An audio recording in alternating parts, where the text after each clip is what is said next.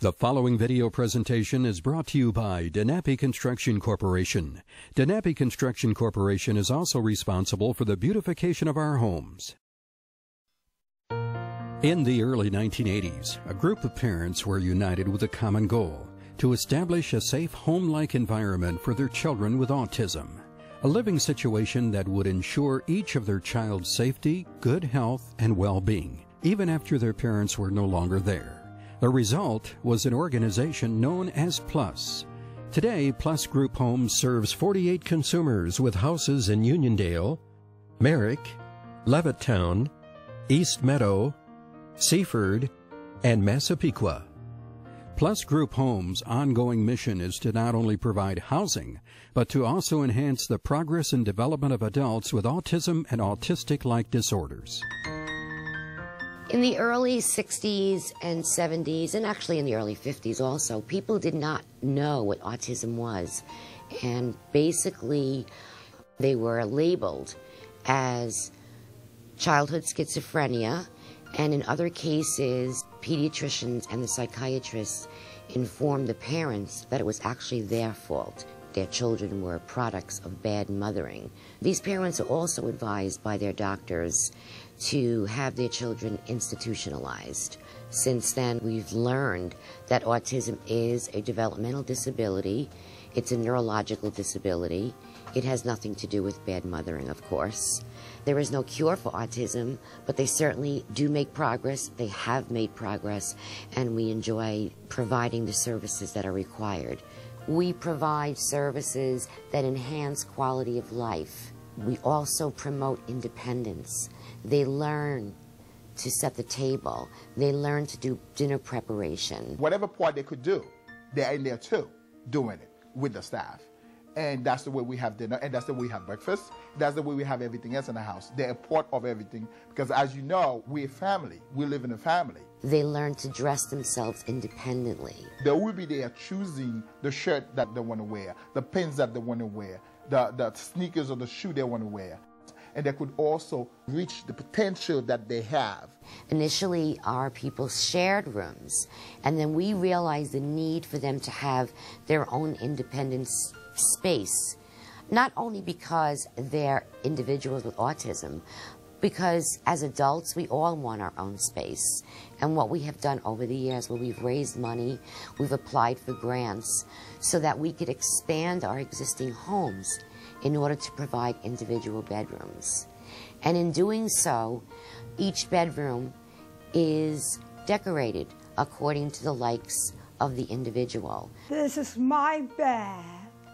I pick out these curtains on it. All our homes look like homes that could belong to you or to me. This is the dining room. This is our pool.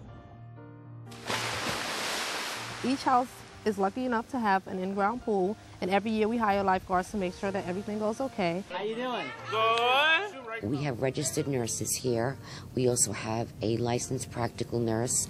In addition, we have a music program and an art program. Music therapy provides increase in impulse control, outlet for creative expression, and working on fine and gross motor skills. The emphasis in this program is on creativity, which we feel is an issue of health. To be creative means to be healthy, so the more creative they are, the healthier they are. We start to see personal kinds of things in their work. And often they'll show us the needs that they have that they can't really express. I think the key to it is building a relationship with the person. Once you have a relationship, you see a lot of different things can happen. Clients who initially wouldn't sit in a seat and work, eventually sitting in a seat and enjoying what they're doing. For nonverbal folk, smiling as they do it or caring about what they do in some obvious way. And then, of course, for our higher functioning people, it's really producing some meaningful things, and they know it's meaningful. We have recently implemented a physical fitness program. We sat down and designed a program where we can engage the entire group in order to increase their cardiovascular endurance, strength training, as well as flexibility. They started off with really, really basic movements, and now everybody comes in, they know what to expect, they jump right on the bike, they jump right on the treadmill, do their warm-up. We integrate different things with the group, whether it's kickboxing. They literally attack the bags. They love it. They go at it for a good 10-15 minutes. Over the summertime, we started doing pool workouts, resistance workouts. The classes are always different, and we keep changing them in order to accommodate how the group has been changing. I can tell by their endurance levels and even their strength levels how they've actually grown throughout the year. We do assessments with the group to see how they've been changing as far as weight, coordination, strength, flexibility. Everybody's coordination I've seen has really, really improved. With the BOSUs, which are the big blue bubbles that we put on the floor, that actually takes a great deal of balance to be able to stand on one of those. And we have residents stepping up and down on them, we have them jumping onto them, we have them jumping off of them. And in the beginning, they definitely couldn't do that. It's been a real privilege working with this group over the last year. My staff and I, with the program that we've designed, we've seen a lot of great changes, and I'm looking forward to working further with everyone and seeing even more changes. The proof is in the pudding. We are cited by many state agencies for the excellence in our program, and many of our parents realize the success. I, for one, am especially grateful, because my young son's progress is tremendous, and I'm eternally grateful for that. When Jeffrey first came to us, he had self-stimulatory behaviors where he would have to rip things. He also walked around with a string and would flick a string most of the day, and this was something that he needed to satisfy that sensory component. I remember having a talk with his father. I was encouraged by board members and the executive director to bring Jeffrey on board.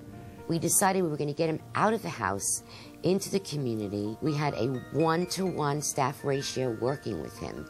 And he went to Toys R Us, and he went to the children's museums. And we bought him rubber things to squeeze, different items that he could touch and feel and smell and hear.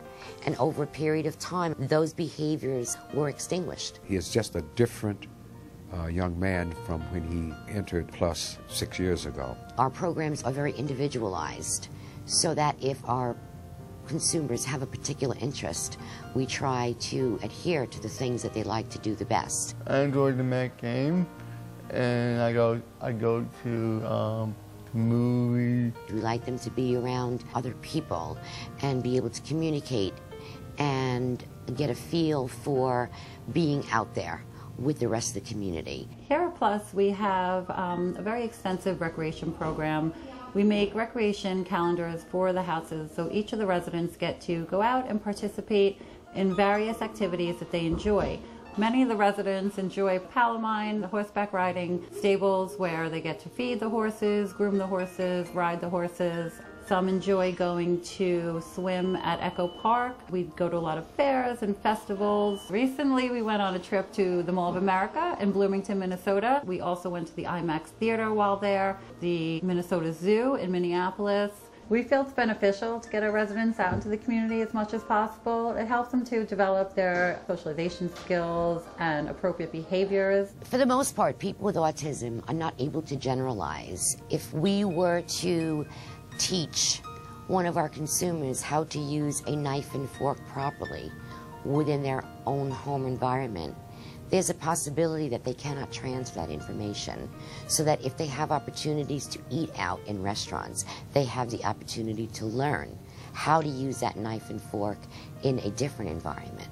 And this is what led us to the idea of conducting a communication program. In line with bringing our communication program into the community outings, we have taken some of the menus to restaurants that our residents already attend, and we've tailored these menus for each individual, keeping their dietary restrictions in mind, and we've had the residents make their selections before we leave for the outing. This prepares the individuals for the experience they're going to have at the restaurant. And our ultimate goal is to enable our residents to order their meals independently from the waiter when he comes to the table to collect the orders. Our goal here at P.L.U.S is to ensure that each one of our individuals can live here for their entire life. meaning that we would not want the day to come when someone is getting older and would have to resort to living in a nursing home. Based on this philosophy, we have established a new home in Massapequa, and 6 of our residents over age 50 were relocated to that home. This also provides an opportunity for 6 younger people who are in need of placement to move into our homes. And once we open our second senior home in Levittown, 6 more individuals will join the P.L.U.S family. The house itself is a 1-level residence. We have a handicap accessible ramp, which we placed in the back of the house so that it would not interfere with the aesthetics of the neighborhood. We are so proud and pleased that we have established these 2 homes because it's the way to ensure that as people get older, they can still remain here at P.L.U.S, which is where they call their home. When P.L.U.S Group Homes decides to come into a new community, in most cases, there is usually some opposition from the neighborhood. And it's understandable since there is a lack of education. Who is P.L.U.S Group Homes? What type of individuals are going to be living next door to me? But we have found that once we move into the area, the neighbors, community members realize that we do not do anything that would change the nature and character of their community. So at some point, all of those preconceived notions are eliminated when they realize that we really do make good neighbors. Ultimately, we are trying to encourage community support in order for P.L.U.S to be able to continue to provide additional services. We are a private nonprofit agency, and our main source of funding is through federal and state dollars. And unfortunately, that is just not enough. The funding that we do receive basically covers the essentials. It provides clothing, shelter, food, and everything that they need. However, it is the fundraising money that allows us to provide opportunities such as taking trips. We place a tremendous amount of emphasis on individuality. Though their clothing, for example, is covered, that does not mean that they're able to select the type of shirt, tie, suit that they would like to have. And as individuals, they're entitled to that. So again, this is where our fundraising money becomes so important and so instrumental in providing a normalized, healthy living situation for our consumers. This kind of work is not easy, and it takes special people to become involved and to stay involved. Though people, again, years ago felt there was no hope for individuals with autism, you know, we certainly have learned different. Some of our individuals did come from the institutions at the time when they were being closed down. Some of them didn't even know how to open a door or go up the steps. And they have made tremendous progress over the years. These individuals come to my session immaculately dressed and neat. The house is always clean. The staff provides a loving, supportive environment. These people need care and they need services, and I think that P.L.U.S Group Homes really delivers that in a very dramatic way. I mean, we've seen the growth of the organization, and if they weren't doing the right thing, it wouldn't have grown. To have this challenge as a parent and to feel that if you are no longer here, that love and care and the progress that I've seen will continue is truly a blessing.